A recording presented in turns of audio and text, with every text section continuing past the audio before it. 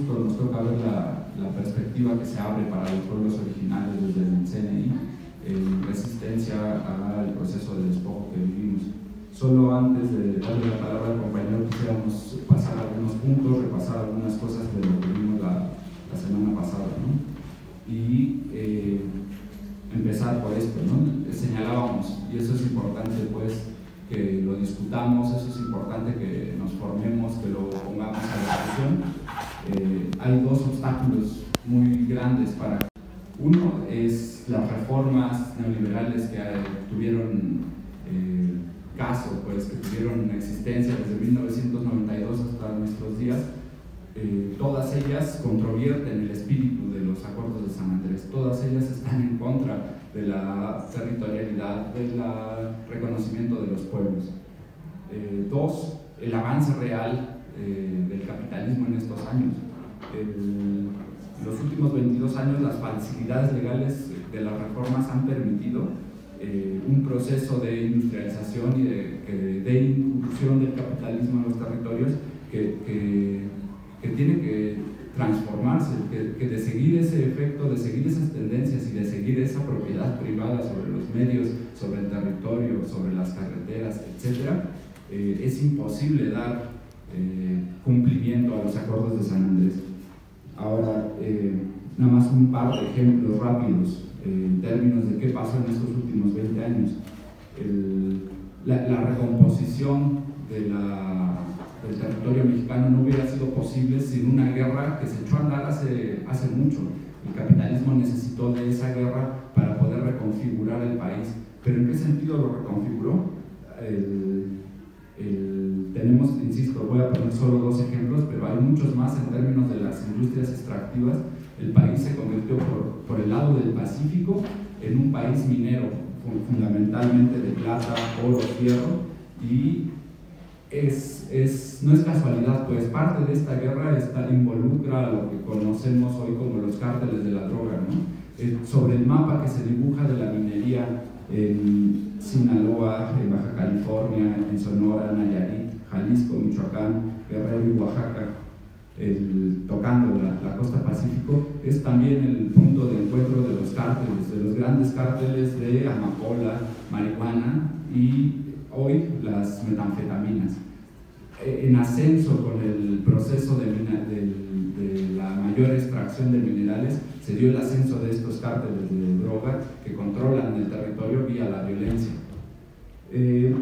Y del otro lado, también aparecen en Tamaulipas, Veracruz, Puebla, Tabasco y Chiapas los cárteles de la droga. Ahí los distingue el gobierno por nombres y demás. En realidad habría que intentar abstraer un poco de todos los nombres que les dan, que si les cambian el jefe cada 8 días o que si le tienen a la cabecilla. En realidad lo importante es volver a ver cuál es su papel en el sistema económico-político en el que estamos viviendo. Y ahí lo que tenemos en el Golfo en vez de minería es todo lo que está pasando de extracción petrolera, el ascenso de la industria, la privatización de la industria petrolera y la reconfiguración del territorio en estos términos. De forma que lo que antes teníamos como un país de unidad nacional, de esa dictadura blanda, por así decirlo, que era el priismo, hoy se convierte en al menos estos dos países, por un lado el minero y por otro lado el petrolero. Ahora, el proceso del capitalismo no se detiene en la nueva geografía, no le basta reconfigurar una vez, lo hace una y otra vez. Cada vez que entra en crisis, el capitalismo recompone la geografía de los territorios que tenemos, y el capítulo siguiente de la historia se va a llamar las zonas económicas especiales, ¿no? Voy a intentar mencionarlo rápidamente. Está por un lado el corredor del Istmo en Tehuantepec, en donde se planea implementar como una zona económica especial, que básicamente se refiere a un centro fabril productivo de gran envergadura que en su área de influencia utiliza todos los recursos necesarios para echar a andar una industria capitalista de hoy. Consígase mano de obra, recursos primarios, recursos energéticos, y, por supuesto, los pasos necesarios, las vías necesarias para mover las mercancías, ya sea trenes, ya sea aeropuertos, ya sea autopistas. Entonces les decía, por un lado está Tehuantepec, con la instalación de industrias automotrices, forestales, minería y siderurgia. Una zona económica especial distinta sería la de Salina Cruz, que va a llegar igual a empresas textiles de maquinaria y relacionadas las energías renovables, ¿no? En este caso es muy sensible para los compañeros del mismo, con la invasión que ha estado teniendo las empresas de la supuesta energía renovable o de las energías limpias, que además ellos los han denunciado múltiples veces. Nada de limpia tiene la energía eólica, ¿no? Otro, el caso de Chiapas, la agroindustria tendrá un papel importante y tan solo a unos kilómetros del puerto se construye ya uno de los parques agrologísticos más grandes de México con una inversión de millones de dólares. Además, esta zona confluye en los intereses capitalistas de Centroamérica y se visualiza el impulso de la industria eléctrica y electrónica, textil y la industria del papel. Otro puerto, Lázaro Cárdenas, es además uno de los procesos que más violencia han generado en los últimos años. Basta recordar que el proceso que emergió en el 2014 de las autodefensas, hubo toda una revuelta social, en algunos casos más legítimas que en otros. El punto es que la violencia en Michoacán durante muchos años ha sido insostenible, al punto que incluso el control estatal necesitó tomar riendas de ese movimiento de autodefensas. Pero el punto es que es neurálgico el puerto de Lázaro Cárdenas para contactar el mercado entre China y la costa este de Estados Unidos. En realidad, gran cantidad del desarrollo del narcotráfico que les comentábamos al inicio tiene que ver con la industria química de las metanfetaminas. Es legal en China, pero no en la costa de Estados Unidos. Y en medio de estos nos encontramos nosotros y se encuentran nuestros hermanos michoacanos y el puerto de Lázaro Cárdenas. Bueno, pues hoy está planteado ahí también un gran desarrollo industrial a través de las zonas económicas especiales, etcétera. Pues podríamos ir revisando. Les recomiendo mucho el texto de Agustín Ávila Romero, un economista. El texto está en la AINE. Intentaremos estar creando un micrositio en la página de Tor para darle cabida a todos estos textos que nos permiten, como fragmentos, entender el proceso de realidad que está en camino, que está transformándose y que está poniendo en crisis a nuestro pueblo y a nuestros pueblos originarios. Bueno, el punto es todos estos proyectos de industrialización que hoy le llaman zona económica especial debe de estar construido sobre algún territorio, y una parte muy importante de estos territorios hoy todavía están en posesión de nuestros pueblos originarios con sus formas tradicionales de posesión de los territorios. Esto es el ejido y las comunidades indígenas que tienen propiedad comunal sobre las tierras, y no son viables ambos. Se contraponen en términos lógicos, se contraponen en términos económicos y se contraponen en términos históricos: la propiedad común de la tierra y la propiedad privada de la tierra como medio de producción. Entonces, este encontronazo entre los pueblos originarios y el capitalismo hoy extractivista y agroindustrial no tiene forma de ser salvado, disminuido o ni siquiera suavizado. La confrontación va a ser como ha sido hasta hoy, por medio de la violencia. Entonces, básicamente, y lo hemos denunciado desde que hemos podido, es un proceso de amenaza de muerte a los pueblos originarios que hoy tienen propiedad común de la tierra en México y el mundo, porque esto no es un fenómeno exclusivo nacional. Frente a eso, hace ya algunos años, la última parte de los años 70, en la Organización Internacional del Trabajo se logró un acuerdo, el Acuerdo 169 de la OIT, que señala que cuando vaya a haber desarrollo del capitalismo de forma tal que las decisiones gubernamentales, ya sea por ley o por obras, dañen a los pueblos originarios o a los pueblos indígenas en su propiedad o en su cultura, su lengua, etc. Dan una lista larga de los daños que podrían causar. Debe de efectuarse mecanismos que garanticen los derechos de los pueblos originarios. Uno de ellos es la consulta, y como ya les decíamos también en la sesión de hace 8 días, este va a ser un artilugio falaz que la próxima administración, el próximo gobierno de Andrés Manuel López Obrador va a emplear para validarse, legitimarse frente al derecho internacional y frente a la misma población de México.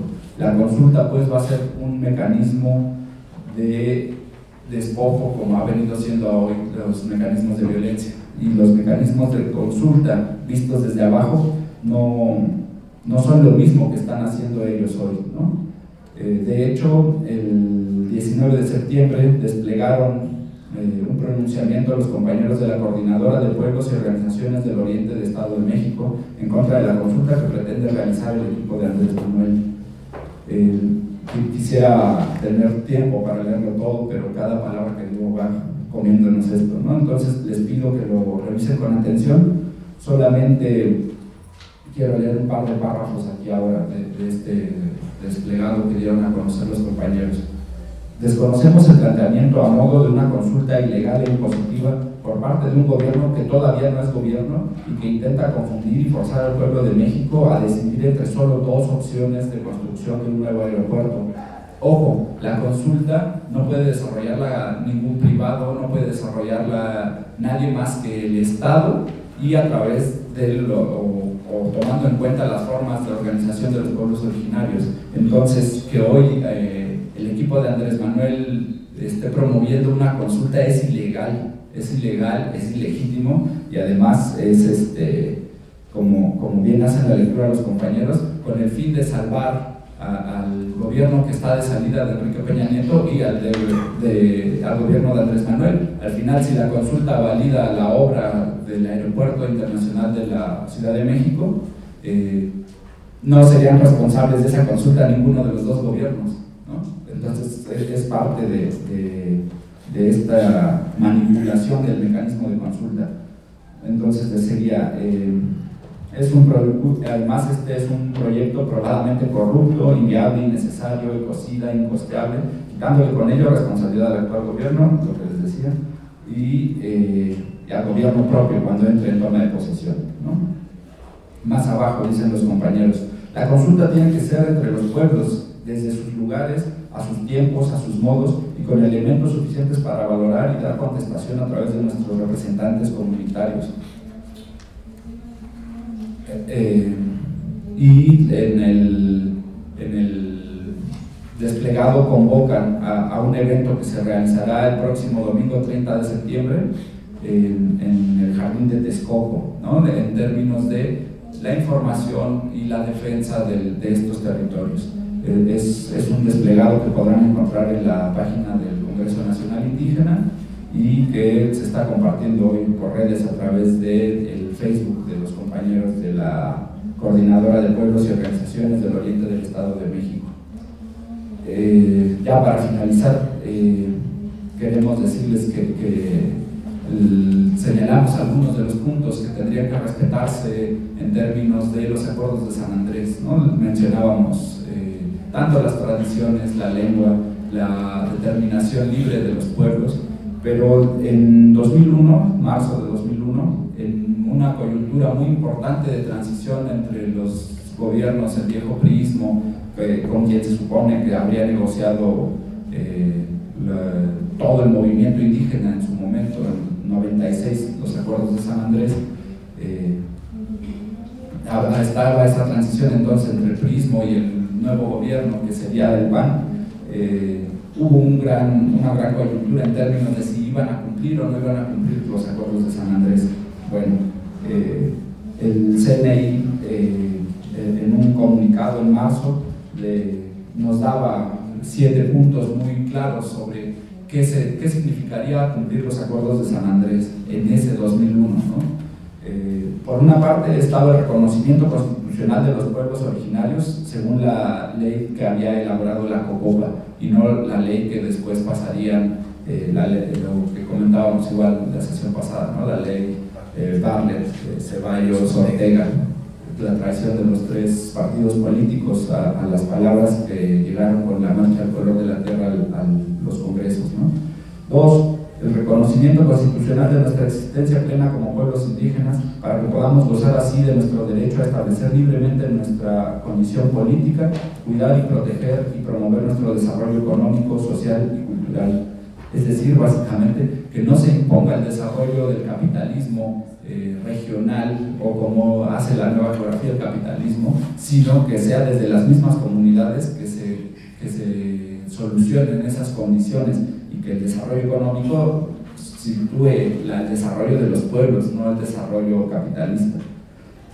3, igual estos son muy largos, voy a abreviar, obviamente le voy a quitar partes sustanciales, les recomiendo mucho que vayan a buscarlo, es parte de los documentos históricos que pueden uno encontrar igual en la página del Congreso Nacional Indígena. Es 3, el reconocimiento constitucional del derecho inalienable a la libre determinación, expresado como decidir nuestro destino en todos los ámbitos, ¿no? 4. El reconocimiento constitucional de nuestros territorios y tierras ancestrales. También lo alcanzamos a mencionar hace 8 días, es fundamental. Sin estos territorios no se puede uno imaginar la vida comunitaria de nuestros pueblos, ¿no? Y por supuesto a determinar sobre esos territorios qué es lo que sucederá, ¿no? Y mantener la tenencia comunal de nuestras tierras, pues solo así es posible preservar nuestra cohesión social, conservar las formas de trabajo gratuito y colectivo en beneficio de toda la comunidad y asegurar el patrimonio y el futuro de las próximas generaciones. 5. El reconocimiento de los sistemas normativos indígenas en construcción de un régimen jurídicamente pluralista que armonice las diversas concepciones y prácticas de regulación del orden social que conforman la sociedad mexicana. 6. La desmilitarización de todas las regiones indígenas del país. Ojo, esto lo estaban diciendo a los compañeros en 2001. Después de 2001 en realidad es que viene el ataque de la militarización mucho más fuerte. Empieza, o sea, puede ser mucho más visible de 2005 a la fecha de hoy, ¿no? Y 7, está la situación de la libertad de los presos políticos, pero que comentábamos es en realidad, ese punto 7 no solamente es por la libertad de los presos políticos que estaban presos en 2001, sino señala el fin a la persecución a los defensores de los derechos de la autonomía indígena que tiene como propuesta, como muchas propuestas, como muchas formas de desarrollo de la autonomía, el Congreso Nacional Indígena. Estos serían pues los puntos que nosotros ponemos hoy sobre la mesa y que insisto, tenemos que estudiar, tenemos que discutir y tenemos que ver cómo vamos a defender, ¿no? Entonces, ahí termina la participación de la organización. Le damos la palabra al compañero Oscar. Katlen Wishin, Akit Kinguanican Oscar, Akit Mishalak Papantla. Buenas tardes, hermanos y hermanas. Yo soy Oscar y vengo de Papantla. Soy delegado del Congreso Nacional Indígena y parte de la coordinación del SIG. Hemos estado caminando estos 2 años con este acuerdo del SIG y les agradecemos mucho que nos hayan invitado a este seminario a seguir compartiendo palabra y reflexión sobre los acuerdos de San Andrés. Nosotros ya hasta un poquito los habíamos olvidado. Lo primero que yo quisiera hacer es preguntarles si ustedes, porque veo muchos jóvenes, pues alcanzan a caracterizar al Estado que estaba en el tiempo en el que se firmaron los acuerdos de San Andrés. Entonces quisiera que me ayuden, pues, porque yo no muy me fui a la escuela y entonces a lo mejor saben más que yo. Entonces si alguien me ayuda, que con palabras cortas, digamos con frases cortas, nos pueda ayudar a caracterizar el Estado que estaba en 1996. fecha de los acuerdos. ¿Algo más? Que nos ayude a dibujar quién estaba poniendo la firma del otro lado, pues, o sea, quién,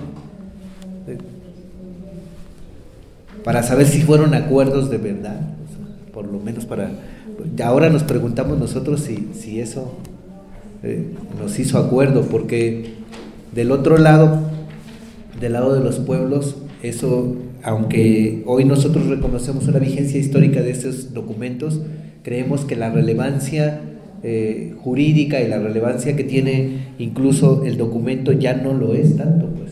O sea, los pueblos originarios de hoy no reconocemos en los acuerdos de San Andrés, por si nos los quieren reeditar, un acuerdo que nos constituya, que nos haga ser pueblo. Entonces, algo más del Estado, para qué cosa era el Estado en el 96. Ustedes nos ayudan.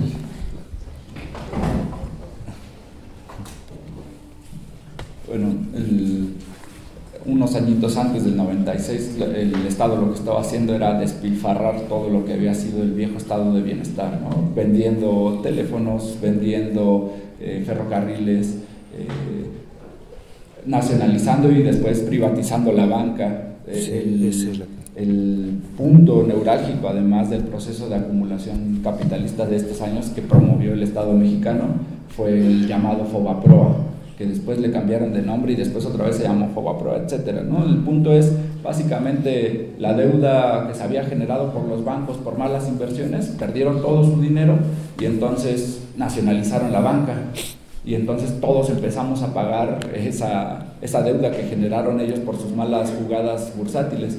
Y ya que tenía vista de que iba a salir eso en 10, 100, 1000 años, de que de todas formas México va a estar pagando ese Fobaproa, entonces volvieron a privatizar la banca ahora que ya ellos empezaban a tener ganancias, ¿no? Sí. Ese es el Estado, el que estaba cerrando sindicatos, el que estaba dejando de darle dinero a la educación pública, el que descentralizó la educación pública para ya no ser responsable de la educación ni primaria, ni secundaria, ni la media superior.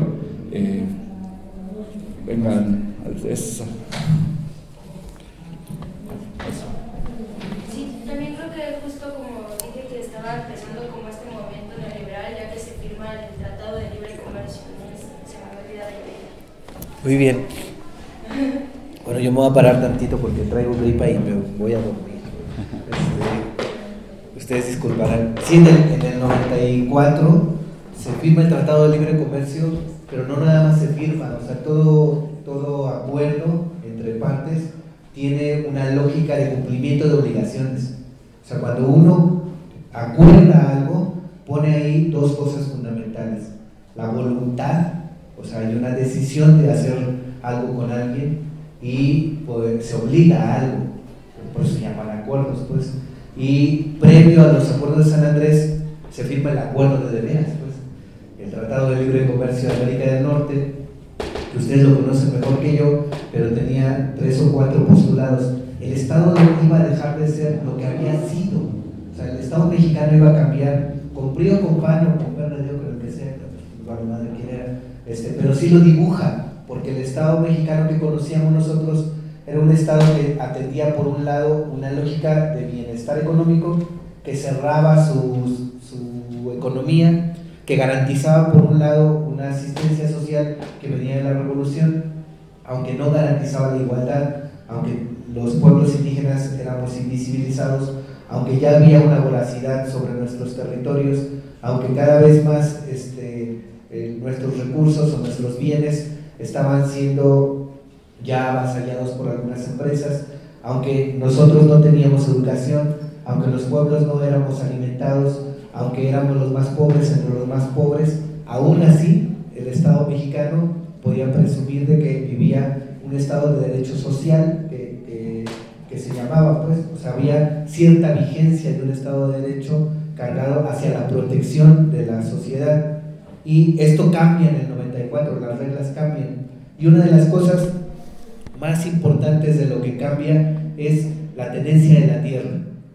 Pues con nosotros empezamos a ver la guerra no con el narcotráfico ahora, sino la empezamos a ver con lo previo a ese acuerdo del Tratado de Libre una cosa importante para que ese tratado de libre comercio se firmara era que tendría que cambiar el régimen de tenencia de la tierra, porque lo que decían los asesores del Estado mexicano es que la tierra en manos de comunidades con una protección especial del Estado mexicano, porque decía que las tierras de los bienes comunales, que era la mayor parte de las tierras que teníamos, esa tierra tenía que ser, por un lado, inalienable, o sea que no nos la iban a poder quitar, inembargable, o sea que no íbamos a poder pedir créditos a los bancos y que se iban a quedar con nuestra tierra, y imprescriptible, que no iba a poder llegar una empresa como ahora y que a lo largo de 10, o prestanombres de muchos políticos o narcos, y que a lo largo de 5 o 10 años iban a pedir la prescripción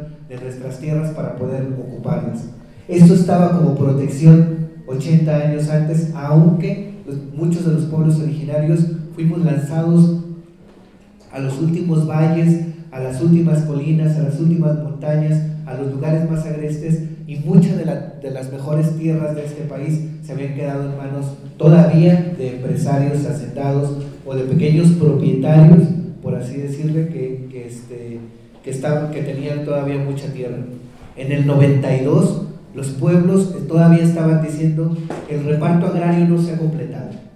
Se completó para muchos pueblos campesinos, pero los pueblos indígenas todavía no hemos sido reivindicados de los territorios que nos arrancaron. Una cosa previa al Tratado de Libre Comercio era: regresen a nuestros territorios y entonces pongámonos de acuerdo en qué queremos ser los indios en este país que se llama México. Pero primero regrésame lo que me hace ser, lo que me va a permitir caminar y ser lo que soy, no me lo arrebates. Pues la reforma en el 92 fue el preámbulo de esta guerra. Entonces firman primero la reforma en el 92 y dicen 3 cosas fundamentales: es las tierras y aguas que eran de los pueblos dejan de ser de los pueblos, se privatiza con una falsa legalización de las tierras, y entonces lo que meten es 2 programas que fueron como carta madre del Estado mexicano en ese momento para empezar a invadir nuestros territorios. Fue el programa de certificación de derechos ejidales y titulación de solares, y el programa de titulación de bienes comunales. Uno se llamaba Procede y el otro Prosecom. Estos 2 programas lo que hacen es dividir la propiedad colectiva de nuestros pueblos y parcelarla, otra vez hacerla estos pequeños reductos económicos, y le da un carácter económico a la parcela, cuando para nosotros la tierra no tiene únicamente ese carácter económico, aunque lo tenga, pues, aunque tenga un valor. Y lo que le dicen los asesores al Estado mexicano es que si tú le dejas la tierra a los campesinos y a los indígenas como está ahorita, y no la van a poder comprar y vender, es un capital en manos muertas. Esa fue la definición que hicieron antes de la reforma del 92. Entonces, pon las tierras de los campesinos, de los ejidatarios y de los pueblos en manos del mercado, déjalos a la regulación del libre mercado. Y entonces lo que entramos, el Estado mexicano también sin conocer muy, es a una nueva política, no solo jurídica sino económica. Entonces con este empate es que nosotros entramos con esa reforma al 27 y con la firma del Tratado de Libre Comercio, entramos a firmar unos acuerdos ya en desventaja. O sea, cuando nosotros llegamos a firmar los acuerdos era aquí estamos, no nos queremos morir. Yo quería dibujar estos 2 contextos porque no es lo mismo firmar un acuerdo en igualdad de condiciones. Ambos tenemos la misma capacidad económica. ¿Nuestros territorios están con nosotros? No estaban con nosotros. ¿Teníamos la educación de la que gozaba la mayoría de la sociedad nacional? No la teníamos. Los mayores niveles de analfabetismo en ese momento los teníamos todas las poblaciones indígenas. ¿Teníamos servicios básicos para la vida comunitaria? No los teníamos. La mayor pobreza y marginación que teníamos, seguimos teniendo, pues, pero en esa época era la de los pueblos. Entonces llegamos a esa época con un cúmulo de desventajas cuando se pone fin a la guerra, y hay que enmarcar muy bien los acuerdos. Los acuerdos no fueron acuerdos con todos los pueblos originarios, pues. Los acuerdos lo que tenían como fin era el fin de la guerra en Chiapas. De hecho, yo no sé si se los leyeron, pero léanselos bien. Y lo primero que reconocen los acuerdos de San Andrés es que se necesita otro marco, o sea, voltear de cabeza al Estado para que haya otra relación entre los pueblos originarios, los pueblos indígenas y el Estado mexicano. Y que lo que iban a hacer esos acuerdos de San Andrés era apenas sentar las bases, o sea, íbamos a poner los primeros cimientos. Ya edificaron grandes monstruos de guerra sobre los cimientos que queríamos hacer. Ahorita ya no, ya para qué queremos esos cimientos, pues. Hoy los acuerdos de San Andrés ya no representan lo que los pueblos originarios queríamos ser en el 96. O sea, lo que dijimos es, queremos reconstituirnos, porque no queremos desaparecer. Ese era punto número uno. O sea, lo que estaba detrás de los acuerdos era, nosotros no queremos dejar de ser lo que somos. Queremos hablar la lengua que mamamos y que aprendimos en la montaña y en el valle, que se la aprendimos al canto y que se la aprendimos al arroyo y que se la aprendimos al abuelo, pero que también se la aprendimos a los ancestros, pues, a los que están ahí con nosotros. Entonces decimos, queríamos entrar en el 96 poniendo esas bases. Queremos otra relación porque no queremos dejar de ser mexicanos. Pero estando en este territorio no muy somos mexicanos, pues. O sea, nos están tratando como si no fuéramos parte de este país. Es el primer marco. No nos queremos morir, dijimos en el 96. Y como no nos queremos morir, queremos seguir siendo lo que somos. Garanticen que podemos seguir siendo esto que somos para poder vivir juntos. Lo que pretendía ese acuerdo era la convivencia entre el Estado Nacional y los pueblos originarios. Otro modo de Estado tiene que salir de aquí para que los pueblos originarios seamos lo que queremos ser en esta nueva época. Eso dijimos ahí. Por eso es que se parió el Congreso Nacional Indígena. Y fue una jugada de los acuerdos de San Andrés. Porque el Estado mexicano dice, a ver, ustedes están pidiendo cosas aquí medio raras que yo no sé cómo agarrarlas. Y le dice al ZLN en ese momento, déjame ver porque voy a pedir asesores. Los primeros asesores del Estado mexicano eran incluso algunos académicos, pero sobre todo asesores económicos. ¿Qué iba a representar? Entregarle a los pueblos originarios la titularidad de sus territorios. Eso era fundamental. Entonces, ese fue uno de los puntos de quiebre. Entonces, y el ZLN dice, oye, ¿quién va a ser la parte en estos acuerdos? El Estado mexicano y el ZLN. ¿Y a quién podemos llamar? A quien quiera. Entonces nuestros compas cara de trapo, abusados como son desde el mero principio, dicen, vamos a llamar al resto de los pueblos originarios, de los pueblos indígenas de México, a que sean nuestros asesores en los diálogos de San Andrés. Y llaman a un montón de gente, a un montón de pueblos, a un montón de académicos, a un montón de luchadores sociales, dicen, ahora asesórenos a nosotros. En esos diálogos es que empezamos a discutir, pero ojo, lo que salió como firma de los acuerdos de San Andrés, el primer documento conjunto, porque los acuerdos se interrumpieron, y eso tenemos que decirlo, no se terminó de dialogar. O sea, los acuerdos eran una parte del proceso de diálogo para la paz en Chiapas. Lo que se quería era una nueva relación con el Estado mexicano. No se logró. ¿Qué se logró? Sentémonos a platicar. Iniciemos el diálogo. ¿Cómo iniciamos el diálogo? Por lo menos, por eso en el 2001 decían, a ver, palabras más, palabras menos, lo que estaba detrás era un no me chinguen. Era, no me chinga, como dijo la señora. O sea, tú lo que quieres es que yo te entregue todo lo que soy, mis territorios, mis lenguas, mi cultura, todo lo que vengo arrastrando por años, y tú no me quieres ni siquiera reconocer que soy parte integral del Estado mexicano. Y entonces lo primero que hace es una declaración de miedo. Se tiene que asegurar la unidad nacional. Dice, bueno, somos, antes, al mismo tiempo que dice que somos un país pluricultural, dice, pero se asegura la unidad nacional, no vayan a querer hacer otra cosa estos pinches indios. O sea, no estaban garantizando la diversidad, estaban diciendo, México nomás es uno, cabrón, y de este modo nos hacemos. Por un lado estaba garantizando un pluralismo que de por sí pululaba por todos lados, pues, o sea, la diversidad no es que se reconozca, es que ahí está. Y entonces, por otro lado, estaba sometiendo a los pueblos originarios a un solo modo, y el modo era jurídico, era hagamos estos acuerdos para que los acuerdos conjuntos sean el marco para leyes que reconozcan los derechos y cultura de los pueblos indígenas. El acuerdo no era ya el documento ley, los acuerdos ni siquiera son ley, era un primer punto del diálogo. ¿Qué se quedó fuera de los acuerdos?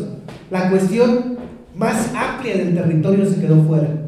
Se quedaron afuera las mesas económicas, se quedaron afuera los derechos económicos, sociales y culturales de los pueblos, se quedaron afuera las discusiones sobre mujeres, como siempre, pues. Pero la ley revolucionaria de mujeres no alcanzó a ser parte de los acuerdos de San Andrés. Y muchas otras cosas no alcanzaron. ¿Qué hizo el EZLN? Cuando firman los acuerdos dicen, compas, vamos a firmar con el Estado mexicano, pero vamos a meter un documento. Y si ustedes pueden leer los documentos complementarios, el documento que mete el EZLN justo dice eso. Oigan, esto no es acuerdo. Y ya empieza diciendo, nos están chingando, pero vamos a darle el beneficio de la duda al Estado mexicano. En ese momento, ahora ya no. Ahora, los que quieren revivir los acuerdos de San Andrés, que lo quiere revivir el Señor de los Cielos, ahora del Peje, lo quiere hacer como una jugada que además demuestra su brutal ignorancia y su soberbia sobre lo que fue el contexto histórico y sobre el propio contenido de los acuerdos de San Andrés. Yo creo que no conoce una chingada letra de lo que dice el acuerdo de San Andrés. Así de simple. Los acuerdos de San Andrés era, vamos a llevar esta base de acuerdos, y lo primero que hace es reconocer los derechos de los pueblos originarios. No era otorgarle derechos, era reconocer que los pueblos de por sí tenemos derechos. Y había cosas básicas. ¿Qué hicimos? Lo mandamos como primera parte de los acuerdos, 96, hubo un proceso largo, y en ese momento, en el 96, nace el Congreso Nacional Indígena. Porque lo que decimos es, en este momento es cuando necesitamos estar unidos y necesitamos reconstituir esta patria. Para los que creían que los indios nos queríamos ir, ¿a dónde nos íbamos a ir? Que se vayan los demás, aquí nacimos nosotros. Es más, nacimos esta patria. Nosotros nacimos esta patria, pues. Entonces, aquí, lo que dijimos nosotros es, ¿por qué nos vamos a ir? Entonces, lo que queremos es reconstituirnos aquí. Por eso, de los primeros postulados del CNI es por la reconstitución integral de los pueblos indígenas de México y por el reconocimiento constitucional de los derechos que ya tenemos, que ya estaban reconocidos de por sí, algunos en el convenio 169. Pero el convenio 169 otra vez hay que enmarcarlo. No era en una institución que revisara a integralidad los derechos de los pueblos indígenas. Nos estaban considerando trabajadores. Era la Organización Internacional del Trabajo, no pueblos. Y una discusión larga para saber si éramos gente indígena o pueblos indígenas. La misma discusión, o sea, todavía estábamos viendo si somos gente, chingado. Porque no somos, se me hace. Lo que hicimos, pues, cuando reivindicamos los acuerdos de San Andrés, dijimos, bueno, ya tenemos un marco, un piso mínimo para caminar como queremos seguir siendo, pues. Vamos a ponérselos enfrente y vamos a decirles, esto es a lo mínimo que te comprometiste, cúmplelo, llévalo adelante. La reacción fue aguas blancas, lo que hace un rato una compañera decía, lo de Acteal. Pero la pauta para el diálogo, al mismo tiempo que se estaban firmando los acuerdos, estaban militarizando todas las regiones indígenas del país. O sea, por un lado estaban firmando y por otro lado estaban haciendo guerra. Estaban declarando la guerra por la vía de los hechos. Y muchas regiones del país estaban siendo en ese momento criminalizadas y muchos defensores del territorio en ese momento estaban siendo hostigados, estaban siendo detenidos. Entonces, justo por eso está esa cosa de los presos políticos. Cuando nosotros entramos ya al proceso de acuerdo, lo que nos dimos cuenta es que 4 de las mesas que había en San Andrés no entraron a los acuerdos firmados de manera conjunta. Entonces, el EZLN lo pone en una de las previsiones, lo que falta para los acuerdos de San Andrés y lo que falta firmar por ambas partes. Y lo que pasó, ya lo dijo el compañero, lo que vimos en la práctica es que ni siquiera se hizo una propuesta de los acuerdos de San Andrés. El texto íntegro de los acuerdos de San Andrés no fue el texto de la iniciativa de la Comisión de Concordia y Pacificación. O sea, ya de por sí le cortaron al texto de los acuerdos. Ya les decía, primera parte ya estaba declarada la guerra, 92 y 94. Segunda parte era un piso mínimo. Tercera parte fueron acuerdos conjuntos que dejaron afuera otros acuerdos y que dejaron afuera otras mesas. Tercera parte, ya cuando pasan los vuelven a mochar. Y entonces, bueno, pues es que tenemos que armonizarlo en palabra de gente civilizada, pues. Entonces tenemos que ponerlo, y la Comisión de Concordia y Pacificación hace una propuesta de ley de derechos y cultura indígena, que lo que iba a hacer es reformar algunos de los artículos de la Constitución. Todavía están en esos documentos históricos. Juan, yo no sé si se los mostró la vez pasada, se hace una comparación en ese entonces, y los pueblos originarios, los pueblos indígenas, decimos, damos el voto todavía de confianza en un estado al que ya no le creíamos, porque ya nos habían cambiado las cosas, y porque al mismo tiempo que estaban firmando los acuerdos de San Andrés, estaban militarizando nuestras zonas y nos estaban entregando 45 cuerpos de mujeres y niños, fundamentalmente, el 22 de diciembre del 97 en Acteal. Ahí paró el diálogo. No queremos eso. O sea, no queremos que por un lado firmen y que por otro lado lleguen paramilitares organizados por ustedes y los maten. Entonces, lo que los pueblos hicimos fue empezar a hablar como Congreso Nacional Indígena, EZLN y CNI, que era lo que íbamos a avanzar para ese reconocimiento constitucional de los derechos y cultura de los pueblos. Lo que pasó en la práctica es que ni aún los diputados que participaron en la iniciativa de ley de la COCOPA, digamos, hicieron la fuerza necesaria para que se convirtiera en ley. ¿Por qué? Porque hacerlo ley iba a requerir de una reforma constitucional, y la reforma constitucional iba a requerir del voto de las 2/3 partes de las legislaturas de los estados, y por supuesto la mayoría de los estados eran priistas en ese momento. Entonces todavía no había esta euforia que ahora está renovada en la renovación de la República de Cuarta, no me acuerdo cómo le llaman ahora, no me acuerdo cómo le dicen ahora que se llama esa cosa que le están poniendo, pero en ese mero entonces, en el 2001, lo que pasó es que la iniciativa cambia, y entonces dos cosas fundamentales. Este inmueble, como toda la UNAM, seguramente es un sitio de interés público, porque es de la nación, según muchos de la nación estamos aquí, ya pues parte de la universidad se divorció también de la patria, pero en ese mero entonces, en vez de decir que los pueblos originarios éramos sujetos de derecho público, que era una condición que venía en la iniciativa de ley de la COCOPA y en los acuerdos de San Andrés, lo que dice es que los pueblos y comunidades indígenas somos sujetos de interés público. O sea, como cualquier cosa, una obra pública, una estatua de quien sea que hagan estatuas, o un pabellón, o un sitio cultural, o ahora estas cosas que le llaman pueblos mágicos, perdón, o sea, igualito. Esa es la primera traición que hacen a los acuerdos de San Andrés. Los pueblos dijeron, no podemos ser sujetos. Ya valió madre, ¿no?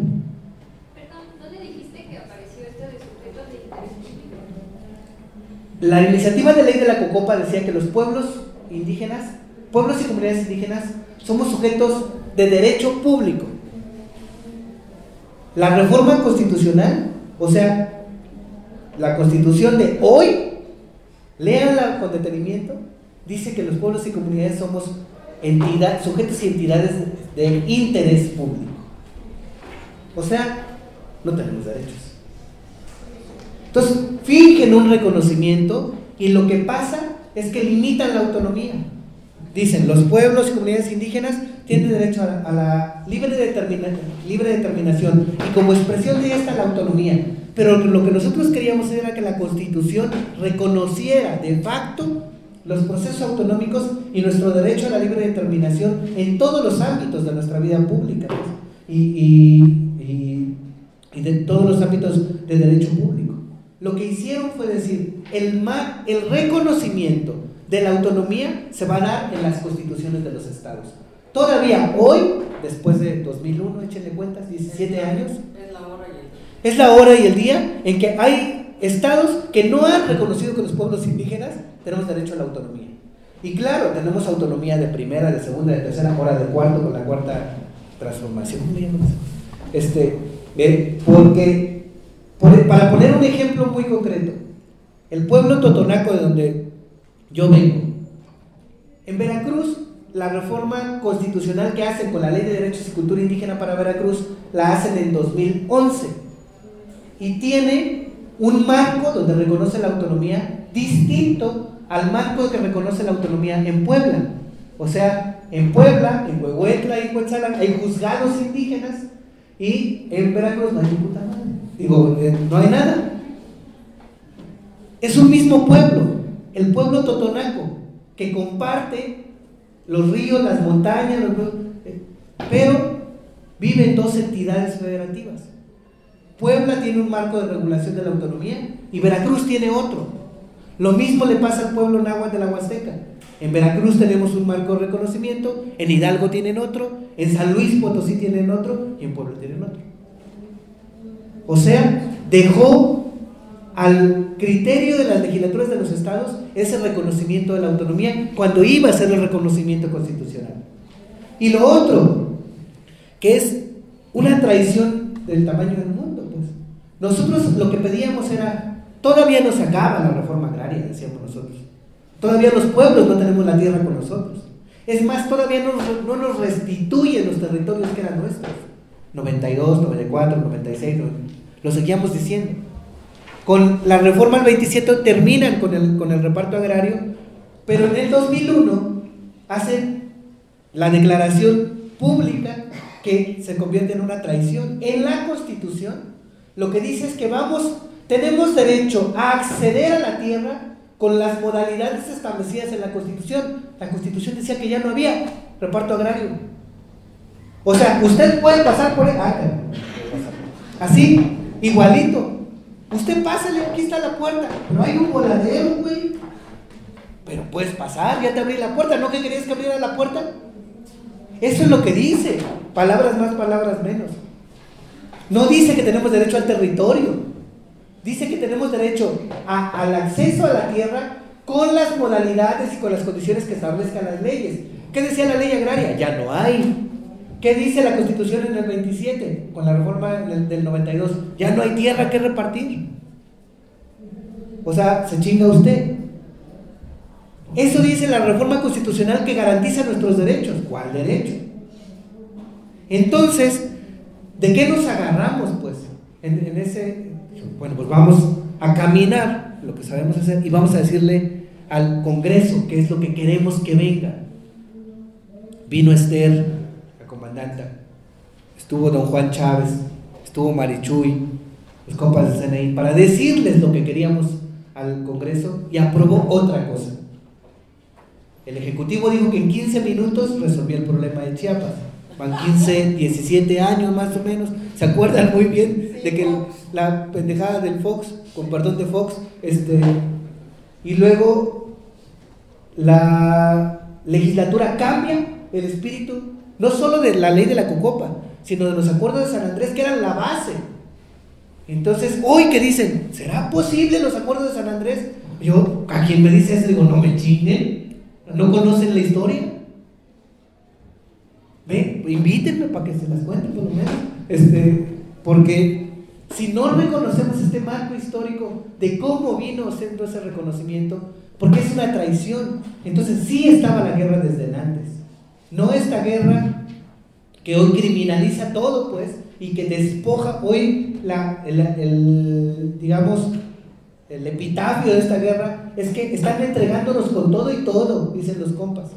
O sea, ahorita les voy a explicar como una reterritorialización en 4 capas en nuestros territorios. Pero lo que dicen en ese entonces es, los pueblos dijimos, pues bueno, ¿a quién le reclamamos? Ya le dijimos al Fox, y pues dice que 15 minutos, pero pues ni más, les metieron otra cosa. Ya le dijimos a los poderes del legislativo, le fuimos a hablar a todos, no nomás a estas 3 bancadas que votaron así, y cambian la ley y ponen lo que quieren. Hay que decirle al judicial. Confiábamos en que en este país había división de poderes, porque ya había cambiado. Y entonces se metieron alrededor de 320 controversias constitucionales. ¿Y con qué trabajos? Porque nosotros, ¿cómo le hacemos pasar esas cosas, pues? Entonces, metimos más o menos 320 controversias constitucionales, y cuando metemos esas controversias constitucionales, la Corte, de un solo tintazo, el Pancho López Bárcenas escribe muy bien cómo fue la resolución de la Corte, de la Suprema Corte de Justicia. De un solo tintazo dice, la Suprema Corte de Justicia no puede revisar actos del constituyente. O sea, no podía echar atrás, según él, la reforma constitucional en materia de derechos y cultura indígena, que era para los indígenas y que los indígenas estaban reclamando. Imagínense ustedes una ley que dice que reconoce los derechos de los pueblos indígenas y que los propios indígenas reclaman. Esa fue en 2001. ¿Qué fue lo que hicimos? No íbamos a renovar los acuerdos de San Andrés, ya no les creemos, porque del otro lado, acuérdense, de los acuerdos de San Andrés está el Estado. Todo lo que dijimos es, no hay Estado posible. Entonces, ¿para qué queremos firmar un acuerdo con un Estado que empezó a desdibujarse? Unos les llaman un Estado fallido, otros dicen que es un Estado de holograma, pero es así, no hay nada, y que entonces hay una caricatura del Estado Walt Disney, no existe como tal. Por lo menos el Estado actual, pues es para nosotros los pueblos originarios, es un operario, pues, del gran capital. ¿Qué es lo que pasa después de esto? Una serie de leyes empiezan a cambiar, y la ley forestal cambia y nos criminaliza. La ley de aguas cambia en esa época y nos criminaliza. La ley de minería cambia en esta época y entrega nuestros territorios. Después, algunas otras leyes, sobre todo de bioseguridad, pero la última etapa es la etapa más de entrega, pues. ¿Qué es lo que vemos nosotros? Que la última serie de reformas, las reformas de 2012 para acá, que le llamaron reformas estructurales, lo que hacen es legalizar la entrega y legalizar la criminalización. Una ley que es como la muestra de esto es la reforma constitucional en materia de energéticos. ¿Qué es lo que dicen? Palabras más, palabras menos. Que las actividades de extracción, de exploración y extracción de hidrocarburos son de utilidad pública. O sea, ya no necesitan demostrarle a los campesinos y a los pueblos del Totonacapan y de todo el Golfo que para poderles expropiar su territorio, todas las expropiaciones tendrían que tener una causa de utilidad pública. Y entonces, con cada expropiación, el Estado te tenía que demostrar que te expropiaba por una causa de utilidad pública. Ahora ya no necesita hacer eso, porque ya determinó en la Constitución que las actividades de exploración y extracción de hidrocarburos y todos sus derivados, o sea, gas shale, fracking, todo lo que se pueda hacer con eso, son de utilidad pública. O sea, ya no podemos reclamar que no va a ser de utilidad para el Estado. Y luego dijeron que era de interés nacional y de orden público. O sea, cualquiera que se oponga a los trabajos de exploración y extracción de hidrocarburos es criminalizado.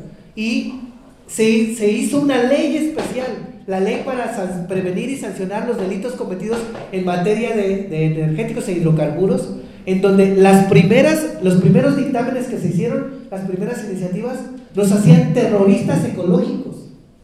Estaba equiparado al terrorismo el defender nuestro territorio. ¿Y qué fue lo que hicieron?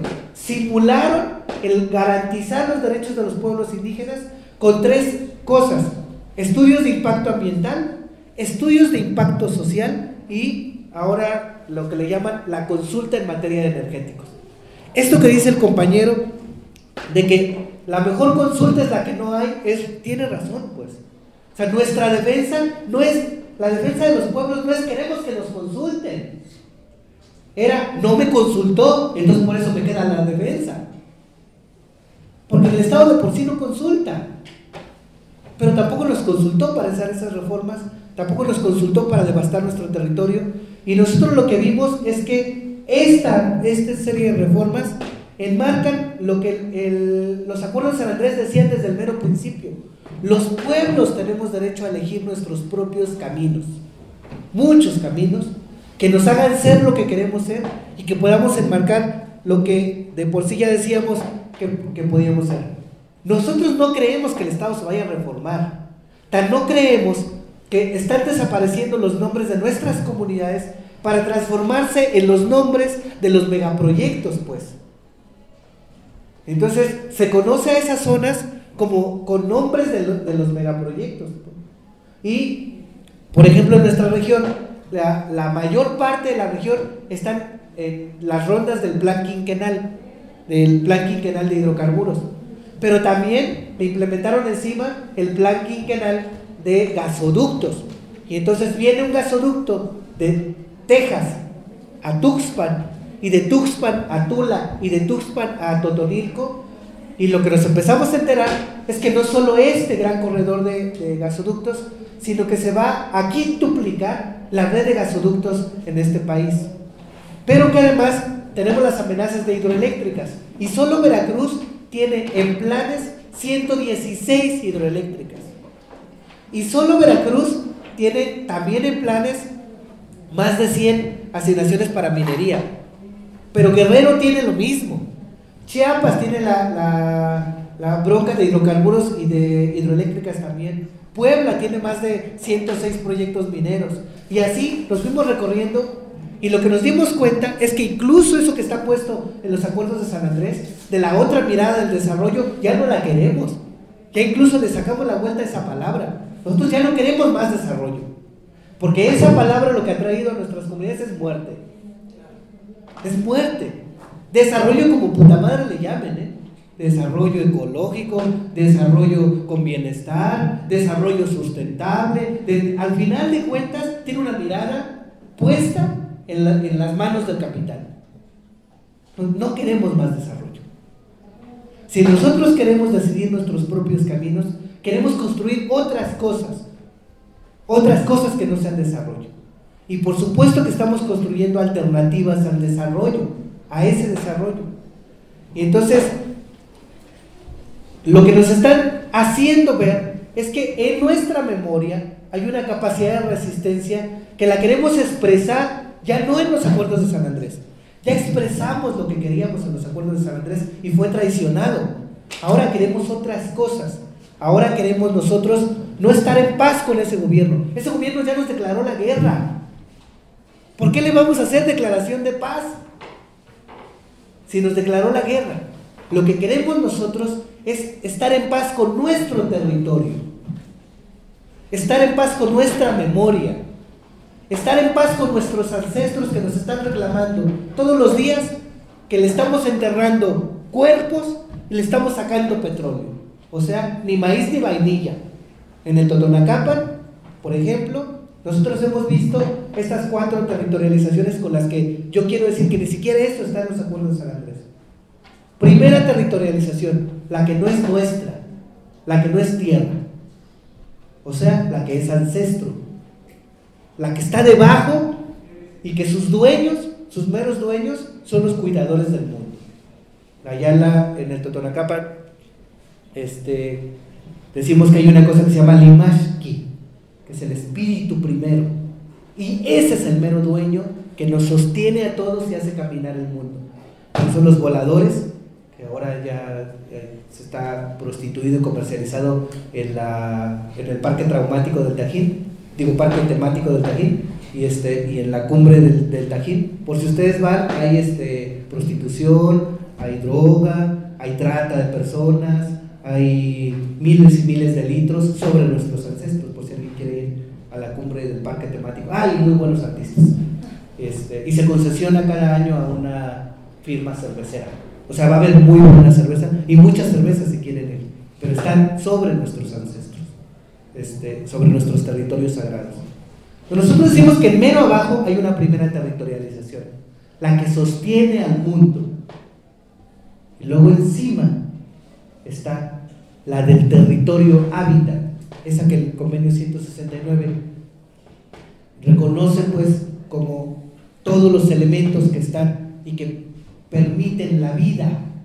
Y lo que permite la vida no es solo la superficie, es el agua, es el viento, es el sol, es el cariño que tenemos por la vainilla, o por el maíz, que es nuestro papá y mamá y hermano, o por la naranja, o por el cacahuate, o por el chile que da fuerza, o por la cebolla, o por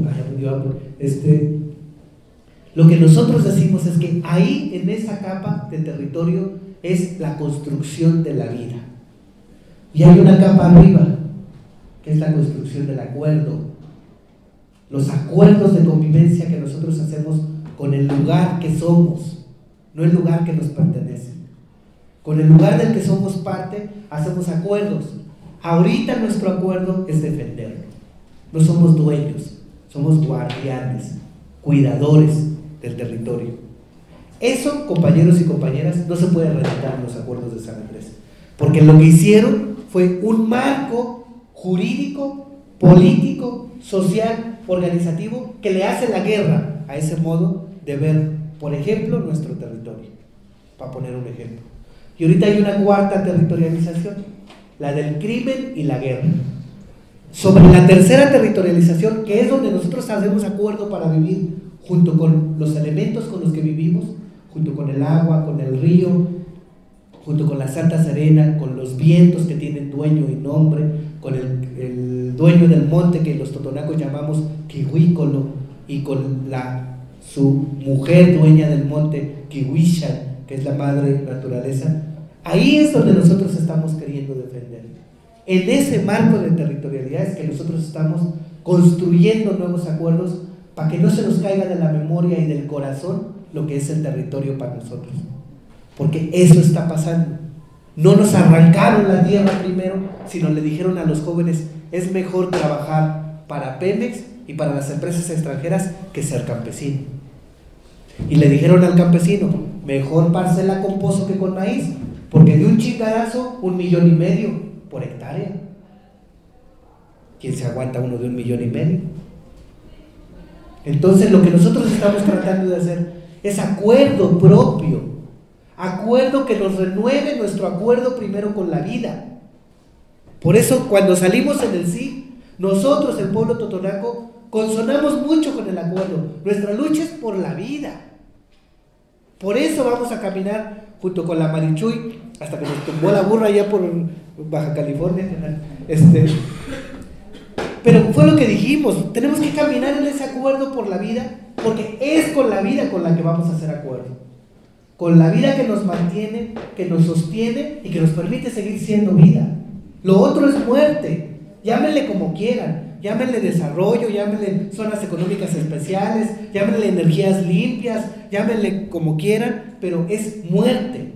Y los acuerdos que se hagan para la muerte y los acordadores sobre la muerte, o sea, el Estado mexicano, las empresas internacionales, las policías, los gobiernos locales y hasta el narco haciendo acuerdo en contra de la vida, no podemos hacer acuerdo con ellos. Que no nos llamen a renovar los acuerdos de San Andrés. Sí, no están en acuerdo con la vida. No les creemos, así de simple. No les creemos. Nosotros no creemos que renovando esos acuerdos de San Andrés o renovando al Estado mexicano, que ni siquiera se renueva, lo único que hace es cambiarle la faceta al mandatario en turno, pues, es que nos van a reconocer lo que nosotros desde el 94 estábamos pidiendo reconocer. Queremos ser parte integral de este país, pero con nuestro modo, desde nuestros modos, desde nuestras formas, desde nuestras condiciones, con nuestro territorio, con nuestra lengua, con nuestra asamblea, con nuestra fiesta, con nuestro trabajo comunitario. Si no, no, así de simple. Hoy yo quisiera terminar, para que podamos platicar, además diciendo que el último despojo, la cuarta territorialización, lo que hizo fue, sobre los mapas de los megaproyectos, implantó el mapa del narcotráfico. Y nosotros hoy vemos con profunda tristeza que nuestros jóvenes, los jóvenes de nuestras comunidades, por un lado pueden ser defensores del territorio y por otro pueden ser narcos, halcones, secuestradores, desaparecedores. En familias completas podemos tener a un desaparecido y a un desaparecedor en el Totonacapan. Y lo que estamos viendo es que no solo están entregando nuestros territorios, sino también están entregando los cuerpos de los jóvenes y de las jóvenes en el Totonacapan. Y unos se están yendo con las empresas a trabajar en condiciones totalmente insalubres, o sea, limpiando los lodos de los arroyos de nuestras propias comunidades que están siendo devastados, tratando de sanear lo que de por sí nos están madreando, pero al mismo tiempo escarbando con nuestras manos y nuestras uñas, ayudando a recuperar los cuerpos de muchos de nuestros jóvenes y jóvenes que están siendo depositados en ese territorio.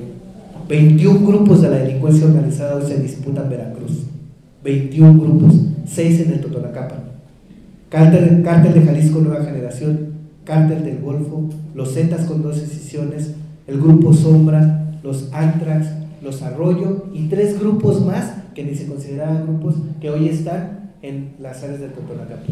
Junto con eso, nosotros queremos seguir apostando por la vida y creemos que los acuerdos de San Andrés nos inspiraron porque tienen un espíritu de reconocimiento de las bases que tiene que tener un acuerdo del Estado mexicano para relacionarse con este otro país de abajo. Nosotros ya no queremos hacer esos acuerdos con el Estado mexicano. En el 2016, cuando el Congreso Nacional Indígena cumplió 20 años, hicimos acuerdo primero con los compas zapatistas y después hicimos acuerdo en nuestras comunidades y por lo menos 520 comunidades salimos a decir: queremos hacer nuestro propio modo y nos vamos a declarar y nos vamos a creer que queremos construir este país junto con otros y otras y que queremos liberarlo. O sea, lo que queremos hacer ahorita, compañeros, no es firmar acuerdos, lo dijimos muy claro en el 2016, queremos desmontar, porque el capitalismo ya se instauró. O sea, quienes están pensando que los acuerdos de San Andrés nos representan ahora, como si fuera una dádiva pues a los pueblos, una limosna, no saben lo que queremos nuestros pueblos.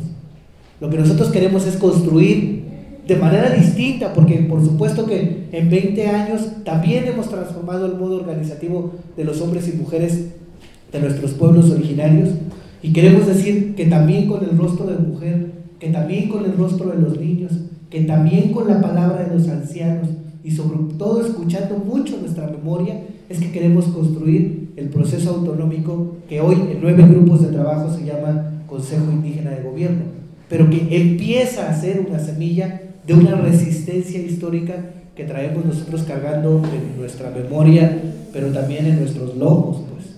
O sea, también es una carga pesada lo que nosotros queremos construir, y hoy no se la queremos proponer solo a nuestros pueblos.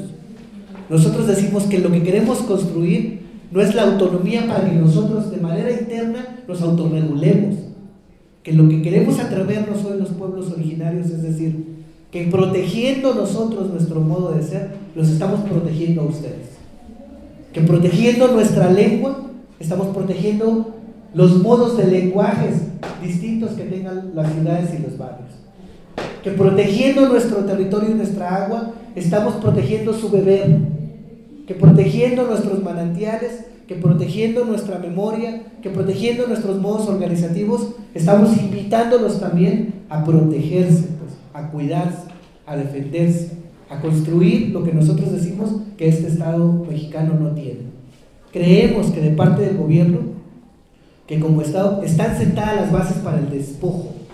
Eso no estaba tan claro en el 96. Hoy sí, porque el despojo va a venir acompañado de esa depredación territorial, de la criminalización, de una serie de proyectos. Nosotros estábamos viendo los 25 que de los 25 proyectos, según prioritarios para el nuevo gobierno, la mayor parte se refiere a infraestructura en contra de nuestros pueblos. O sea, hoy los anuncios que están haciendo, los que están diciendo que renovemos los acuerdos de San Andrés, es que los acuerdos establecidos para las rondas de hidrocarburos no van a ser modificados. O sea, nos están condenando al despojo de millones de litros de gas venteado, de millones de litros de agua que va a ser inyectada a los pozos del Totonacapan. Ahorita tenemos solo en Papantla 2.117 pozos. Se requieren de aquí al 2025 alrededor de 20.000 pozos. Y se requieren en todo el proyecto de aceites terciarios del Golfo alrededor de 110.000 pozos. O sea, estamos en grave peligro. 5 pueblos originarios en toda la cuenca del Golfo: los Tenec de la Huasteca de San Luis Potosí y de Veracruz, los Náhuatl de Hidalgo, Veracruz, San Luis Potosí y Puebla, los Totonacos, los Otomíes, me faltó uno, y los Tepehuas, los Mazapigni. 5 pueblos originarios en peligro de desaparecer. Esto es guerra, no hay más, es guerra. Porque por la prioridad de la actividad extractiva, dice que va a ser una actividad, así dice la reforma constitucional establecida ya en la ley de hidrocarburos, que es preferente, es una actividad preferente sobre toda actividad humana. O sea, que sembrar maíz, que tener la vainilla, que tener cítricos, o tener una escuela en el Totonacapan es menos importante que sacar mierda, o sea, petróleo. Bueno fuera que solo eso fuera la gravedad.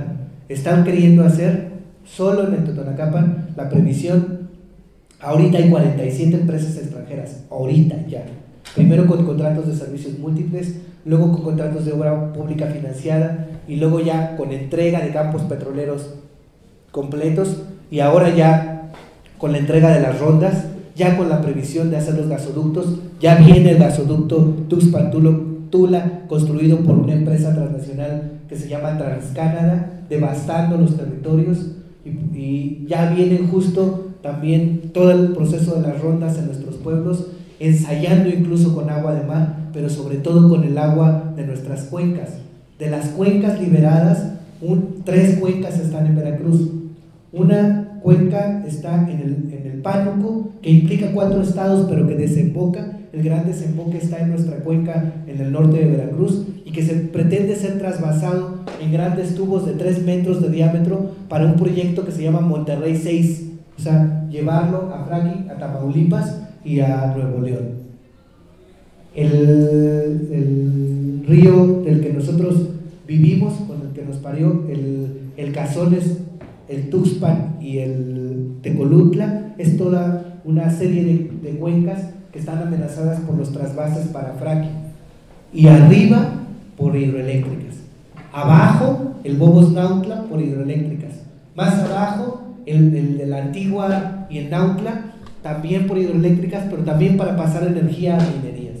O sea, que no solo la reforma energética, sino ahora la liberación con esos 10 decretos que firma Peña Nieto en junio, pretenden también entregar nuestra agua a las manos del capital, liberando el uso de las cuencas y, según él, haciendo zonas de reserva, o sea, garantizando 50 litros por habitante para la gente de la cuenca. Nosotros no decimos que seamos dueños de esa agua, pero somos esa agua. Sin esa agua no somos totonacos. Y esa agua no va a seguir siendo totonaca si se inyecta a los pozos junto con un cóctel de alrededor de 900 sustancias químicas para extraer gas shale, para que las ciudades puedan tener su gas muy contentos en su casa. Entonces nosotros decimos que ese no es el proyecto que nosotros queremos, y que vamos a defender nuestra agua.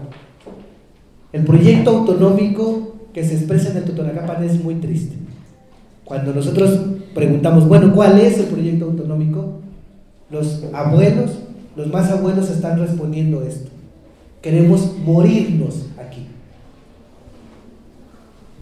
O sea, queremos de verdad entregar nuestra vida y que entregar nuestro cuerpo y entregar lo que somos para morirnos en esta tierra que nos parió. Eso es lo único que tenemos como proyecto económico. No queremos ser desplazados, pues. Pero sobre nuestros territorios, hoy esta grave amenaza de la exploración y extracción de hidrocarburos implica una devastación completa del territorio totonaco y de los territorios de la Huasteca. En ese marco es el que nosotros decimos hoy no a los acuerdos de San Andrés, así nomás porque sí. Los acuerdos de San Andrés parieron esto que es el Congreso Nacional Indígena, porque ahí estaba expresada la nueva relación que queríamos con el Estado mexicano. Hoy no es posible del otro lado. Por eso queremos construir de manera autónoma lo que queremos ser. Sobre la iniciativa, nosotros también leímos la iniciativa de Bartles. Nosotros, es que aquí hay dos ambigüedades. Por un lado, lo que dicen es que quieren liberar el agua y el decreto ya está firmado. Ese decreto podría haberse echado para atrás, pero hay compromisos estratégicos con las empresas para usar el agua. Y entonces lo que pretenden es, con esta iniciativa, que yo creo que puede ayudar en cierto sentido, es poner un límite al uso del agua. Es decir, esta agua no va a ser utilizada para fines de este tipo industrial como fracking. De hecho vi que hay un nombre especial de que no va a ser usada para fracking. Si no se usa ningún tipo de agua para, de hecho dice ninguno, para la extracción de hidrocarburos no sería posible extraer petróleo. O sea, lo que nosotros decimos es que lo más grave es que se use para la extracción de yacimientos de lutitas y esquisto, que son para donde se requiere de 7 a 29 millones de litros por pozo en la vida útil de un pozo. Pero de por sí, para la extracción convencional de hidrocarburos se requiere agua. O sea, no conoce tampoco lo que está diciendo, porque por otro lado está diciendo que van a garantizar la efectividad de los contratos firmados ya. Lo que nosotros quisiéramos que garanticen es lo que ya está establecido. El cuarto constitucional dice que tenemos derecho humano al agua, y al saneamiento. Y antes estaba reconocido el derecho al territorio, previo a que nos quiera garantizar que no va a ser usada el agua con estos fines. O sea, lo que está diciendo es, vamos a proteger para que el agua no se use con esos fines, pero no está diciendo cómo va a dar cumplimiento al derecho humano al agua. Entonces, ahí hay dos ambigüedades que no alcanzamos a ver. Creo que se está viendo con buenos ojos porque va a detener por un momento esta voracidad, sobre todo de los megaproyectos que están sobre el agua. Nosotros creemos que incluso no se tiene que proteger solo el agua, elemento agua como tal, sino la pervivencia de las cuencas. La cuenca vive no solo si hay agua, la cuenca vive si están los montes, si están en las partes altas reforestado, si se generan procesos de cuidado de la cuenca. Y las cuencas, nosotros decimos que no son cuencas hidrológicas, no se tiene que proteger el elemento agua. Las cuencas son humanas también. Los pueblos hemos crecido junto a las cuencas porque no nos explicamos de otra forma sin ese elemento de convivencia con el agua. Entonces eso no lo entienden, o sea, no lo van a entender jamás. Que se protejan los territorios completos. O sea, el agua es parte de un territorio más amplio. Todas las cuencas hidrológicas pertenecen a sistemas territoriales más amplios. Y en los sistemas territoriales, para que viva el agua, también tienen que vivir los cuidadores del agua. O sea, nosotros. Al mismo tiempo que se proteja el derecho humano al agua, que se protejan los modos organizativos comunitarios en torno al agua. Que las decisiones que se tomen para el agua que salen en las cuencas sean las decisiones tomadas, como habían propuesto Agua para Todos, por consejos reguladores ciudadanos, que no lo tomen ni siquiera porque Bartles lo quiera hacer como legislador, sino que seamos nosotros quienes decidamos que esta agua viva no solo para nosotros, sino para los que vienen después, para todos. Pero no solo para que viva porque viva como un elemento, porque estamos enamorados del medio ambiente, es porque nosotros somos el agua. ¿Cómo nos identificamos con ese Estado mexicano? Es que justo lo que los pueblos dijimos desde el 96 es: nosotros no queremos dejar de ser México, pero nosotros no queremos que sea el Estado quien represente a México, son los pueblos de esta nación. Como está expresado en Bolivia, es más o menos quizás como expresaría lo que nosotros sentimos de lo que sea una pluralidad de naciones, no la nación mexicana única e indivisible, sino la pluralidad de naciones que constituimos esta gran nación y a la que podríamos aportar desde muchos otros elementos, porque no queremos ser de otro lugar, porque somos parte de este territorio, pues. O sea, ¿qué nos une al Estado mexicano? Primero, una visión territorial. O sea, compartimos, aunque querramos o no, el escenario de vida y de lucha política también. Y también lo que nos permite, sé que hoy no es el tema, pues, pero es que nuestra conciencia de clase, nuestro modo de ser pueblo, también ha construido este Estado mexicano. Este que es, también ha sido construido desde el modo originario, desde el modo de los pueblos, desde su cultura, su identidad, su comida, su tradición, su lengua, pues. Y hoy nosotros decimos, estamos representados en toda la territorialidad del Estado mexicano, porque, ojo, no solo estamos escondidos en las montañas. 1 de cada 3 indígenas vive aquí. 1 de cada 3 indígenas vive en la ciudad. O sea, las ciudades también son indígenas. Tenemos que pensar lo indígena de manera distinta también. ¿Quién sabe qué porcentaje de indígenas será la UNAM, pues? Pero también tenemos que pensar qué de indígena es la UNAM, pues, y cómo defendemos lo indígena desde acá. Entonces hacemos una relación como simbiótica también con este Estado mexicano, porque somos parte, también al ser parte de lo que conforma las territorialidades y los modos organizativos. Nuestros modos de gobierno y nuestros modos organizativos, aunque no estén reconocidos como tal, también son parte. Nuestros usos normativos y lo que le da sentido a que nosotros resolvamos nuestros conflictos por nosotros también son parte, pues. Entonces, por supuesto que no queremos separarnos de la nación mexicana, pero no nos representa el modo de gobierno del Estado mexicano. Entonces, lo hemos dicho de muchas formas, pues. Aunque muchos de nuestros pueblos, incluso los pueblos del CNI, convivan con las dos formas de gobierno. Porque, ojo, no todos los pueblos del Congreso Nacional Indígena nos regimos por procesos autonómicos integrales como los pueblos zapatistas, pues. O sea, nuestros presidentes municipales no son juntas de buen gobierno. Entonces, tenemos que hacer una relación de gestión, lucha, denuncia, exigencia.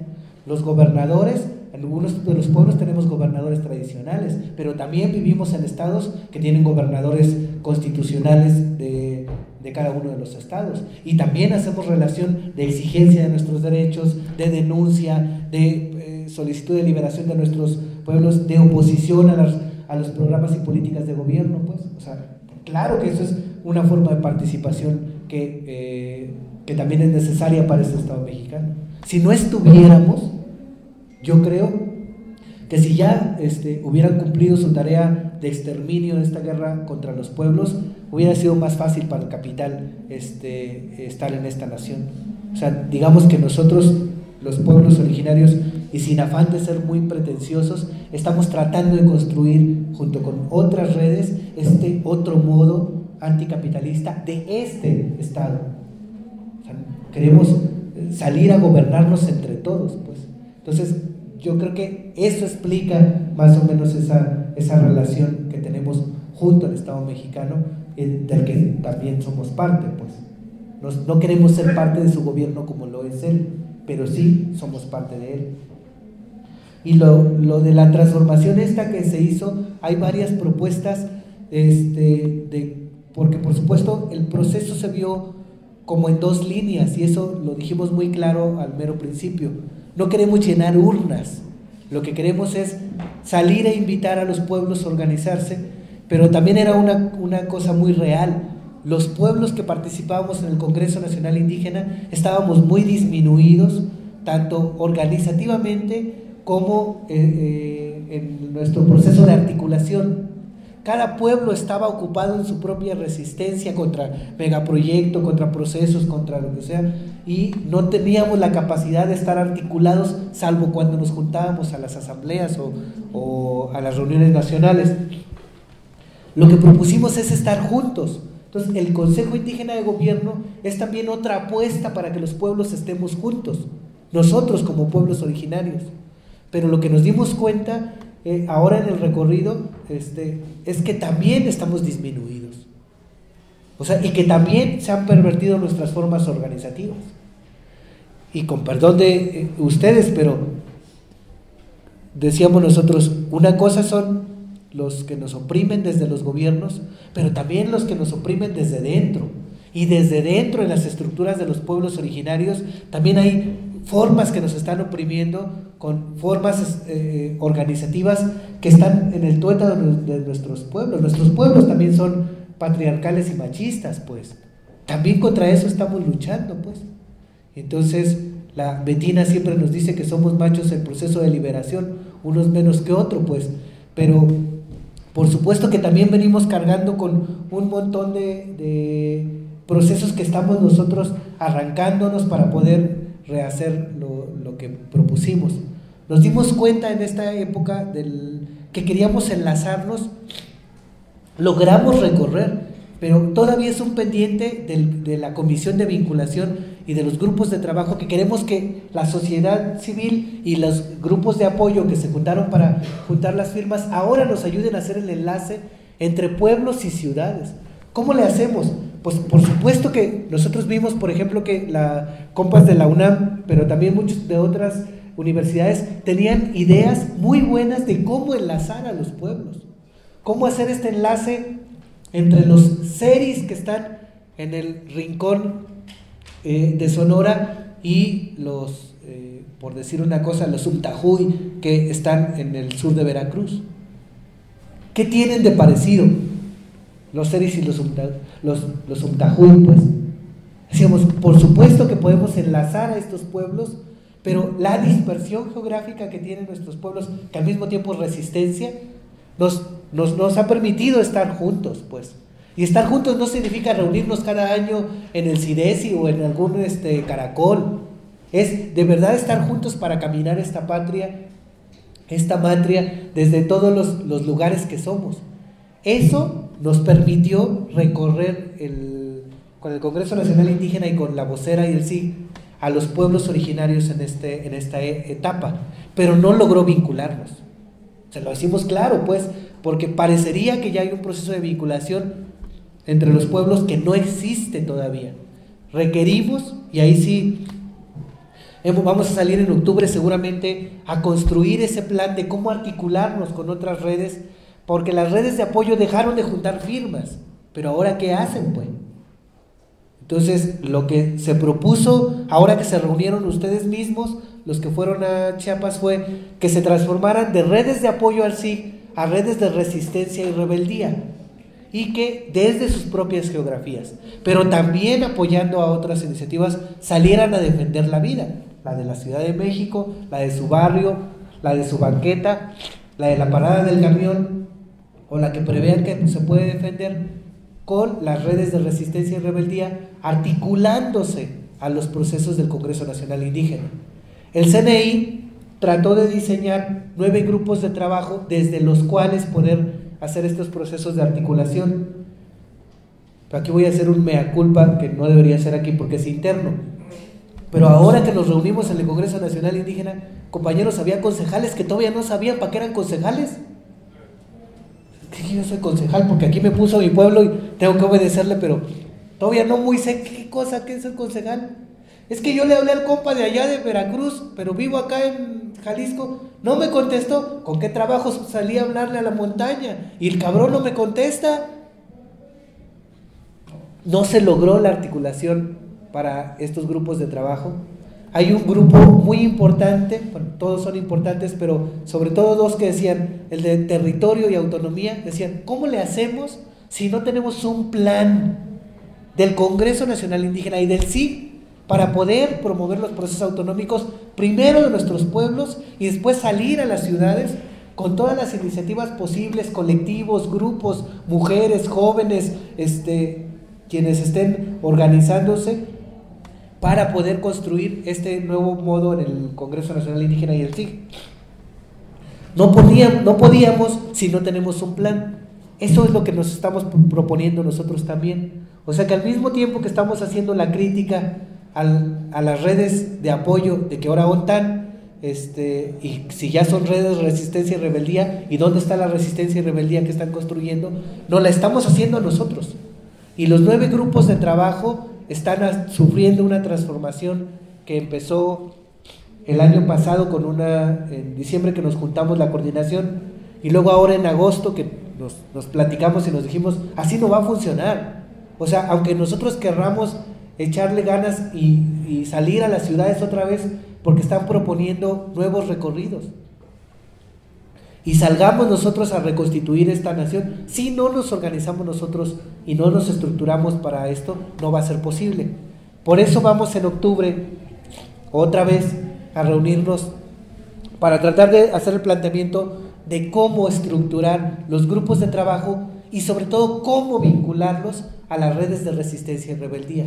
O sea, se va a requerir que cada red de resistencia y rebeldía tenga un enlace con otras redes de resistencia y rebeldía en sus barrios, en sus localidades, en sus pueblos, en sus municipios, en sus estados, y que juntas esas redes de resistencia y rebeldía puedan hacer asambleas con los pueblos originarios.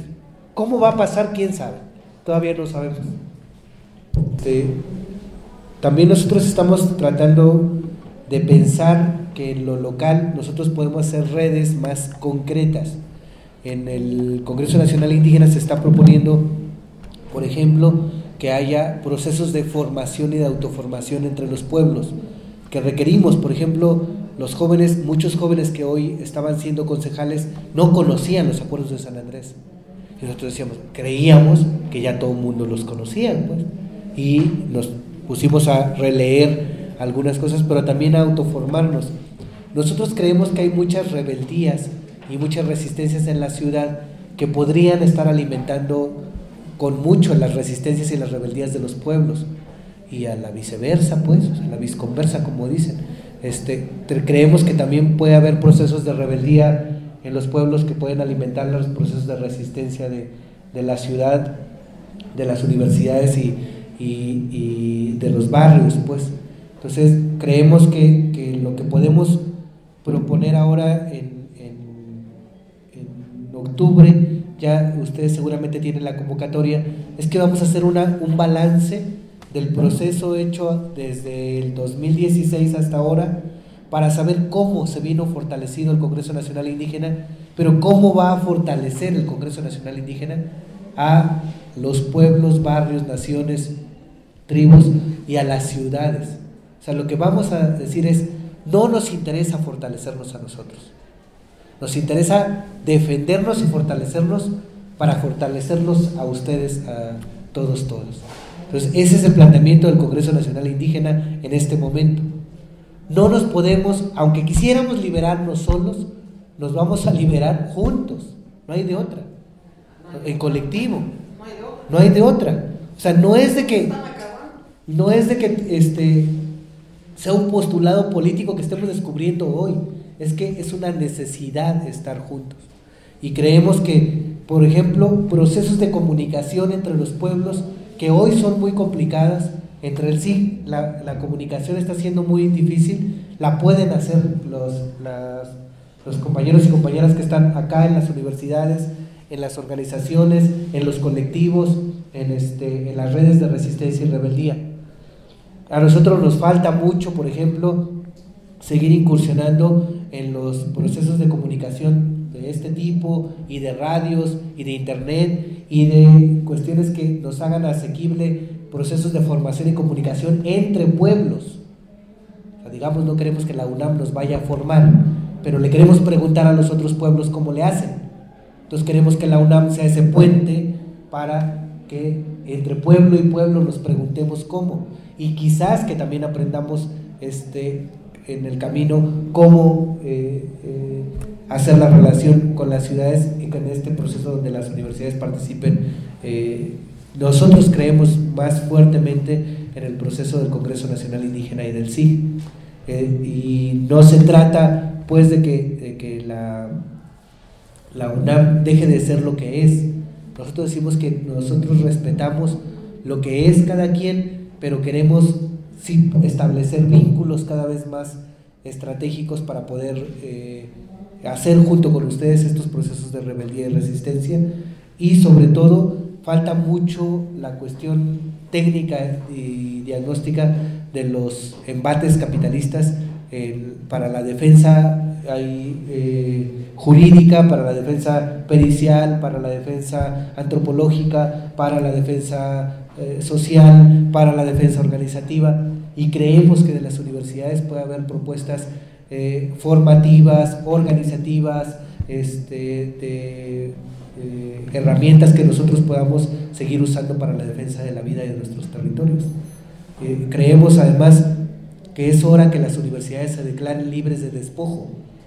Las comunidades, algunas comunidades de Totonacapan, pero también de otros, se están declarando libres de minería, libres de fracking, entonces están declarando como acuerdo comunitario libres de megaproyectos. Nosotros quisiéramos que las universidades también se declaren libres de megaproyectos, o sea, que digan que la UNAM se declara libre de fracking y que no va a hacer estudios pro fracking, y que va a hacer estudios contra el despojo, no para el despojo. Si logramos una declaratoria de la UNAM diciendo que se declara libre así como nuestras comunidades, se declara libre de megaproyectos, entonces nosotros creemos que pueden ser grandes aliados, pues, y creemos que es necesaria mucha investigación para contravenir este despojo capitalista. O sea, de verdad nos hacen falta, pues, todos los científicos de todas las ramas del conocimiento, pues, quisiéramos tenerlos en nuestros pueblos y no necesariamente con machete, pues, porque luego se confunden y creen que la forma de inculturarse es agarrar machete, pero los amellan muy feo. No es cierto. También con machete se quieren agarrar machete, pero necesitamos su conocimiento, pues, para eso les pagamos la universidad. Ustedes no pagan, pero todos los demás sí. Bueno, muchas gracias. No sé si hay más cosas.